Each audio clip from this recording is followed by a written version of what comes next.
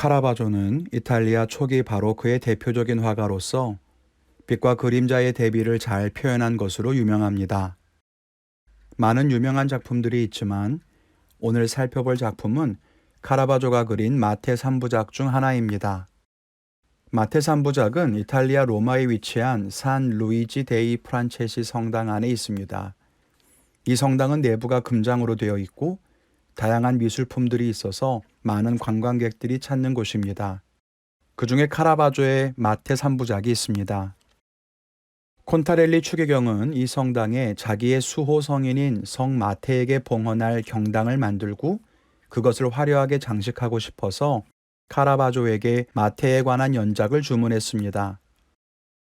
카라바조는 이 경당에 디귿자 구도로 마테의 소명, 마테의 계시, 마테의 순교라고 하는 주제로 세 점의 그림을 그리게 됩니다. 오늘은 그중 첫 번째인 마테의 소명, 즉 마테를 부르시는 장면을 그린 작품을 보면서 은혜를 나누고자 합니다. 카라바조가 빛과 어두움의 대비를 잘 표현한 화가라고 말씀드렸는데 어두운 실내의 오른쪽 상부에서 사선으로 비치는 빛은 굉장히 인상적입니다. 어두운 실내에 한 테이블에 사람들이 둘러앉아서 돈을 세고 있는 이 장면은 카라바조의 또 다른 명작인 도박꾼의 장면과 비슷해 보입니다.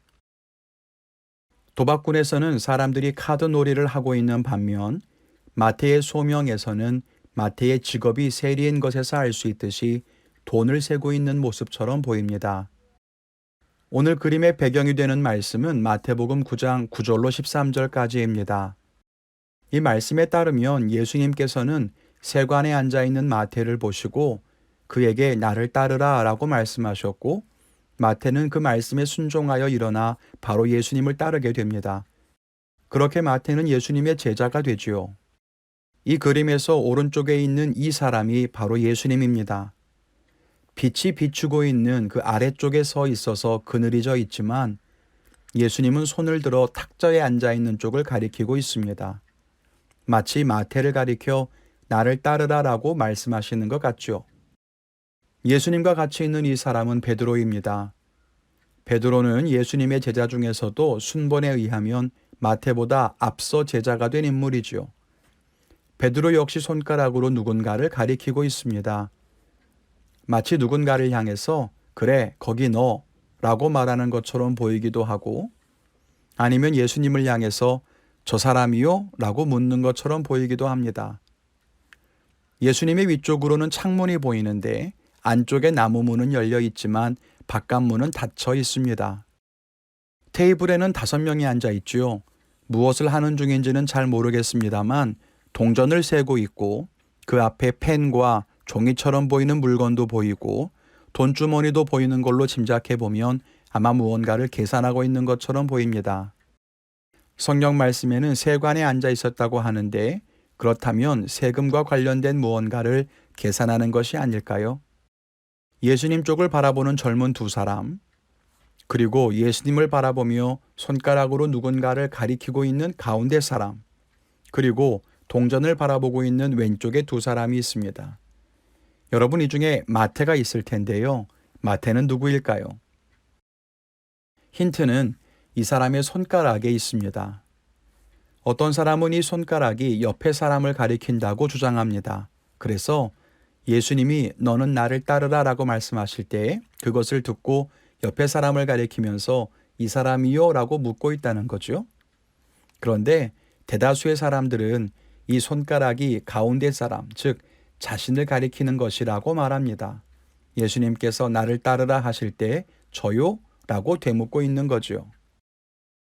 가운데 사람이 마태일 것이라고 생각하는 또 다른 이유가 있습니다. 이 작품이 마태 3부작이라고 했지요.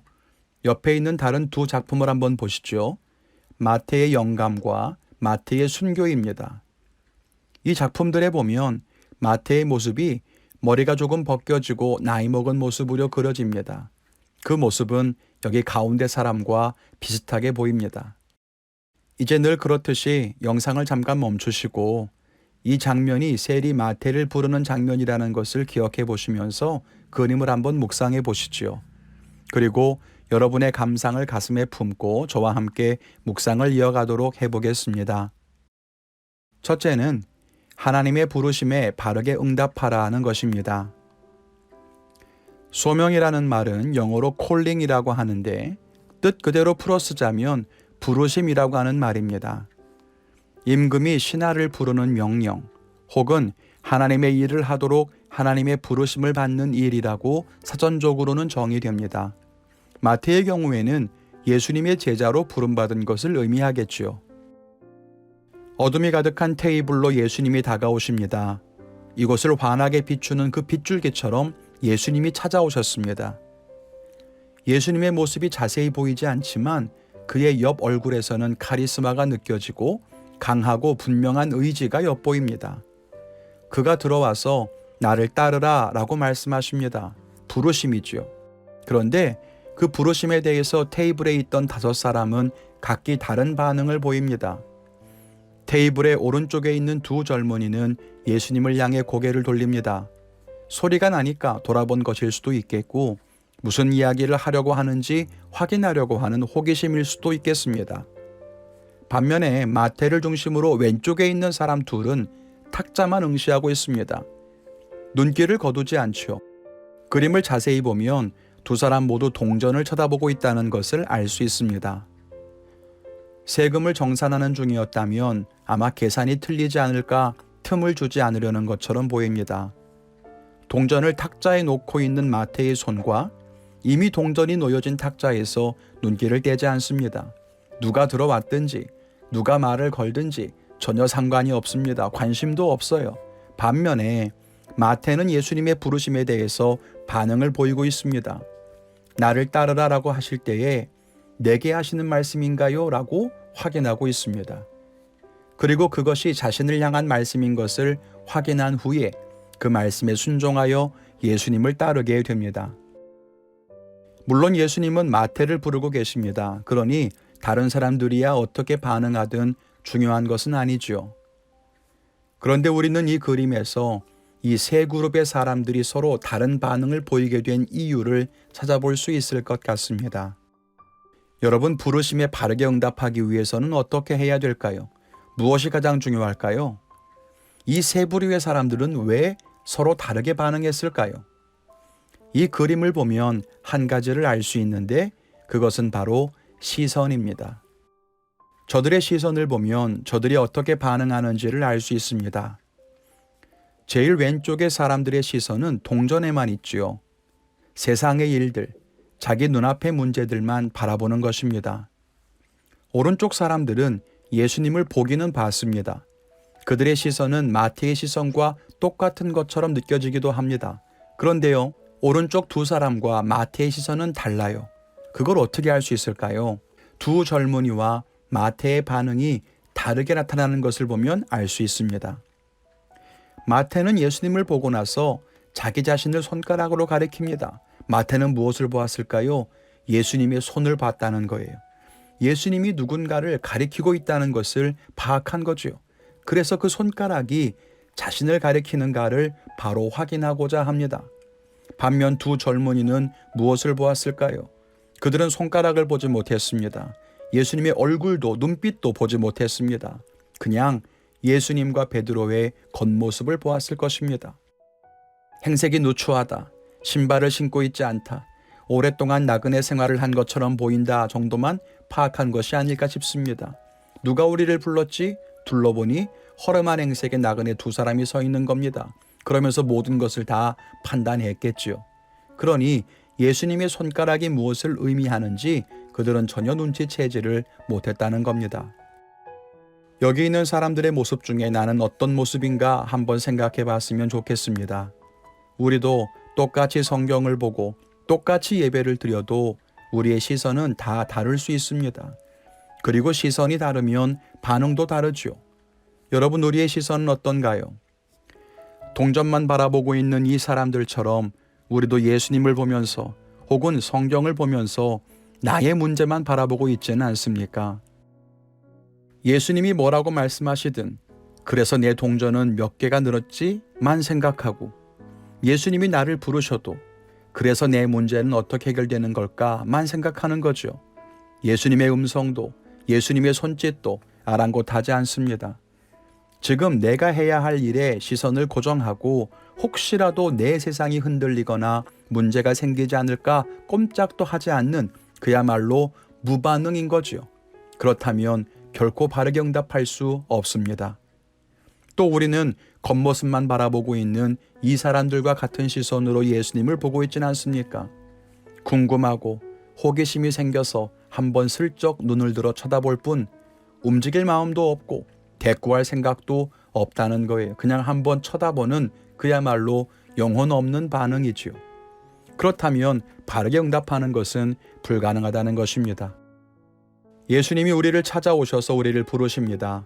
먼저는 구원의 자리로 또 영생의 자리로 우리를 부르시지요. 죄의 자리를 떠나서 하나님의 나라로 초청하십니다. 또 나아가서는 예수님은 우리를 사명의 자리로 부르십니다. 소명이지요. 하나님 나라의 일을 감당하라고, 주의 영광을 위해서 일하라고 우리를 부르십니다. 구원의 부르심, 사명의 부르심이 우리에게 들려올 때 우리는 어떤 모습으로 반응해야 할까요? 믿음의 시선을 가지고 그 부르심에 바르게 응답할 수 있는 우리 모두가 되기를 간절히 바랍니다. 둘째는 소명의 삶을 살려면 두려움을 이겨야 한다는 것입니다. 예수님이 우리를 부르신다는데 당연히 부르심에 응답해서 예수님을 따라가는 것이 맞지 않을까요? 그런데 왜 우리는 그 부르심에 응답하기를 주저하는 것일까요? 예수를 믿지 않는 사람들에게 구원으로 나아오라고 부르실 때 왜 사람들은 두려워하고 주저하는지, 우리를 거룩한 소명으로 부르시거나 새로운 사역으로 부르실 때 왜 우리가 망설이고 선뜻 답하지 못하는지 아십니까? 소명의 삶은 우리를 전혀 새로운 곳으로 초청하기 때문입니다. 오늘 이 그림에서 예수님과 베드로 그리고 탁자에 앉아있는 사람들의 두드러지는 차이점이 있습니다. 그건 바로 옷차림입니다. 예수님과 베드로는 우리에게 익숙한 옷차림을 하고 있습니다. 로마 시대 당시에, 즉 예수님 당시에 입었을 법한 그런 옷차림이죠. 그런데 마태와 주변 인물들은 16세기 이탈리아의 복식을 갖추고 있습니다. 전혀 다르지요. 화려하고 깔끔해 보이는 이들과는 다르게 예수님과 베드로는 신발도 신고 있지 않습니다. 그런데 예수님이 마태를 부르고 계시는 겁니다. 이 부르심에 응답한다는 것은 마태가 왼쪽에서 오른쪽으로 옮겨지는 것을 의미합니다. 16세기 이탈리아의 최신 유행에서 1세기 유대의 낡은 삶으로 깔끔하고 세련되고 부유한 세리의 삶이 아니라 지저분하고 정돈되지 않는 나그네의 삶으로 바뀌는 것입니다. 지금 마태는 손에 동전을 쥐고 있지요. 탁자에는 돈꾸러미도 보입니다. 그런데 오른쪽 베드로는 지팡이 하나만 들고 있습니다. 지금 가지고 있는 것을 버리고, 지금 누리고 있는 것을 버리고 전혀 낯선 예수님의 삶의 방식을 갖춰야 하는 것입니다. 이렇게 소명의 삶은 우리를 새로운 삶으로 인도합니다. 이것은 두려운 일이고 염려되는 일입니다. 낯설고 익숙하지 않은 곳으로 들어가는 것이니 고민이 될 만한 일이죠. 그래서 우리는 망설이는 것입니다. 세상과는 다른 은혜, 이 땅과는 다른 천국, 지금까지와는 다른 사역과 소명, 거기에 삶을 던지기란 쉬운 일은 아닙니다. 그러나 이 부르심에 응답하여 예수님에게로 나아간 자들은 이전의 삶에서는 경험할 수 없는 놀라운 은혜와 축복을 받았다는 것을 우리는 알아야 합니다. 마태는 안정적인 직업도 가지고 있었고 남부럽지 않게 살았습니다. 그런데 그런 삶을 버리고 소명의 삶을 시작했더니 마태에게 무슨 일이 일어납니까? 하늘의 계시를 받아서 성경을 기록하게 되었고 예수님의 제자요 사도로서 복음을 전하는 삶을 살았고 무엇보다 순교의 자리에서 두려움 없이 주님과 복음을 위해서 목숨을 내어놓는 귀한 삶을 살게 되었습니다. 아무나 누릴 수 있는 축복이 아니죠. 그 축복의 시작이 바로 이 부르심에서부터 시작되었다는 것입니다. 우리에게도 하나님의 부르심이 있습니다. 누구에게나 소명이 있지요. 누군가는 직분으로 부르시기도 하고 누군가는 사역으로 부르시기도 합니다. 그럴 때 여러분은 어떻게 반응하시나요? 지금의 안정적인 삶이 무너지는 게 싫어서, 낯선 일을 시작하는 것이 싫어서 망설이진 않습니까? 하나님의 부르심이 나를 어려운 곳으로 이끌어갈 것 같은 두려움이 있습니까? 하나님의 부르심이 적절하지 않은 것처럼 느껴지십니까? 그래서 마태처럼 예수님께 묻고 있진 않나요? 예? 저요? 저를 부르신 게 맞나요? 저는 세리입니다. 사람들이 죄인이라고 부르는 사람입니다. 저는 지금 일하고 있는 중입니다. 정말 저를 부르신 게 맞나요? 그러나 마태는 확신에 찬 예수님의 눈빛을 보게 됩니다. 그리고 그 부르심에 응답하게 되지요. 하나님의 부르심에는 후회가 없으십니다. 지금도 바로 여러분들을 부르고 계십니다. 하나님의 일꾼으로, 하나님 나라의 귀한 사역자로 부르십니다. 어떤 모양이 되었든 하나님께서 여러분들을 부르실 때 이 부르심에 응답하며 살 수 있기를 바랍니다. 부르심에 응답하는 자가 하나님의 예비하신 은혜와 축복을 누리게 될 줄로 믿습니다.